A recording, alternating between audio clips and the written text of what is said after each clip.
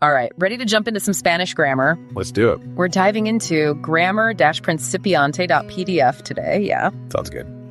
And we're tackling, like, the big one right off the bat, the verb to be. Absolutely. It's a fundamental one for sure. So I gotta be honest, when I think beginner grammar, to be isn't the first thing that springs to mind. Yeah, I get that.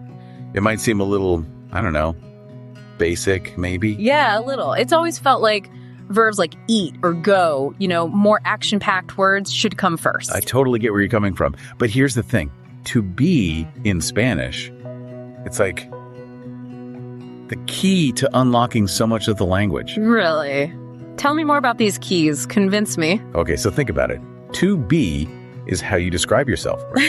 Okay, yeah, I'm with you. It's how you describe things around you. Right, like this is a table, that kind of thing. Exactly. Yeah. But it's also how you talk about where you are, where things are. It's fundamental to forming sentences. I never thought of it like that. It's like you can't build a house without a solid foundation. Okay, I like that analogy. So to be is our foundation. Exactly. And speaking of building blocks, your source also dives into this, that, and it. Oh boy, those words. I always feel like I'm going to mess them up. They seem simple, but they can be tricky for English speakers. You're telling me I once tried to order a croissant in Paris using only this and pointing. Oh no, how'd that go? Let's just say I did not end up with a croissant. So how does Spanish differentiate between these seemingly simple words? All right, so picture this. You're at a market in Spain. You see some amazing looking oranges, right? Okay, I'm picturing it vividly. You want to ask the vendor about them. This is what you'd use for something close to you, like, this orange looks delicious. Okay, so this for something within arm's reach, essentially. You got it. Yeah. Now, let's say you're eyeing those oranges a little further down the stall. Ah, I see where you're going with this. That's when you'd use that, like, how much are those oranges over there? Context is key. All right, so what about it? Where does that fit in? Good question. It is more general, not directly pointing something out. Like, you might ask the vendor, is it ripe? You're referring to the orange, but not pointing at a specific one. Okay, that makes sense. So no more croissant disasters for me, thanks to grammar-principiante.pdf. Now let's talk about these pronunciation hacks I keep hearing about. Oh yeah, those are fun. The source mentions this T to R shift. It sounds almost too good to be true. Like, do I really get to roll my R's in Spanish? Well, not exactly rolling your R's, but it is kind of like that. It's more like the T softens, especially between vowels, and it can sound closer to an R to an English speaker's ear. Yeah, that's really cool. Actually, let's take that museum example again. Okay. Instead of asking, where is the museum, with a sharp T, it's more like, where is the museum? Wow, I can hear it. It's like the T almost disappear. Exactly, and it just blends into that soft R sound. That's so interesting. No wonder I've had trouble understanding those fast Spanish conversations. It's like a hidden sound. You don't even realize it's there until someone points it out. Totally. And speaking of things I didn't realize were there, the grammar-principiante.pdf guide mentions this 5-to-1 ratio. Oh. And I'll admit, when I first saw that, I thought it was some kind of complicated math formula. 5-to-1. It does sound a little intimidating, right? Yeah, a little. But then I read on and realized it's actually a language learning hack.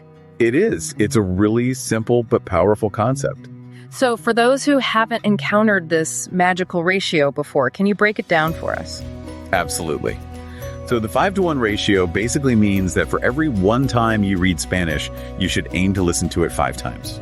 Okay, so it's more about listening than reading. Exactly. It's all about training your ear to the rhythm and the sounds of the language. So it's like immersing yourself in the music of Spanish. Exactly. Like, you wouldn't learn to dance just by reading the steps, right? No way. You'd want to watch someone dance it, listen to the music, and let your body get used to the movements. That's a great analogy.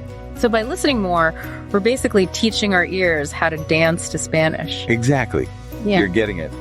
And speaking of dancing with words, remember that phrase, what is it? How could I forget? We were just talking about croissants. Right. Well, we talked about that I to E shift. Yeah. And the D becoming a soft R. Yeah, it's all coming together now. So putting it all together, what is it?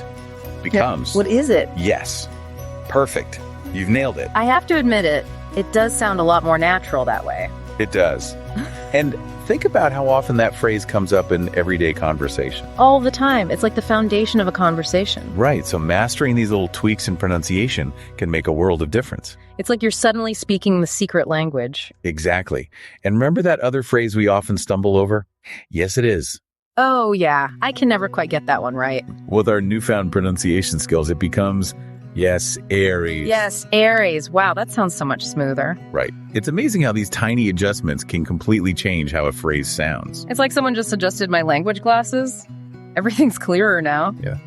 But before we move on, I have to ask, any tips for tackling the dreaded day sound in this and that? Those day sounds, they get me every time. Like, my tongue just doesn't want to cooperate. Any advice? I hear you. The they sound doesn't exist in the same way in Spanish. Right. It always feels like I'm forcing it. You kind of are. The grammar-principiante.pdf guide actually suggests a fun little trick for this. Ooh, I love a good language learning trick. Lay it on me. It's a simple rhyme. This, that, these, those. Snap your fingers, touch your toes. Wait, seriously?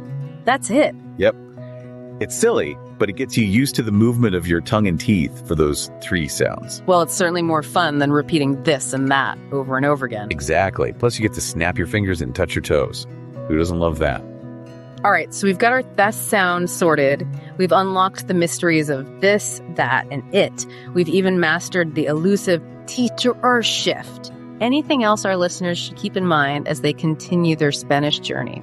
I think the biggest takeaway here is that even these small adjustments in pronunciation can make a world of difference. Absolutely. It's like you said earlier, it's about tuning your ear to the music of the language. Exactly. So don't be afraid to experiment, to listen closely to native speakers, and to embrace the nuances of Spanish pronunciation.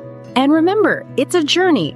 There will be bumps in the road, but with each pronunciation hack you unlock and every grammar rule you master, you're one step closer to fluency. So keep practicing, keep exploring, and most importantly, have fun with it. Couldn't have said it better myself. Hasta luego.